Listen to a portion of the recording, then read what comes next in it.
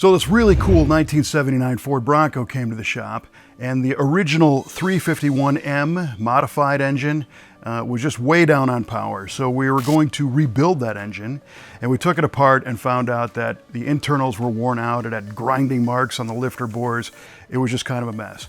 So we found another 351 donor engine and learned that the 351M had some issues with core shift, where when they were originally machined, they were okay, but when you go to remachine these and bore them out, sometimes you get thin cylinder walls and they're prone to cracking and stuff we didn't want to do. So it's time to figure out a different power plant for the Bronco. And we've got 4 different choices. We're looking for your help to see which one we should do.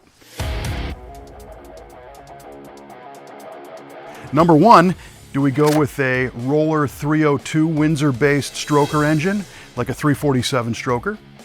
Number 2, do we stick with a 351 but go with 351 Windsor and maybe a Stroker there, like a 427 Windsor? Number 3, do we go with a more modern overhead cam Ford Coyote engine? Or number 4, do we do a Ford Godzilla engine, which still keeps a pushrod configuration, but a lot of displacement and a lot of power?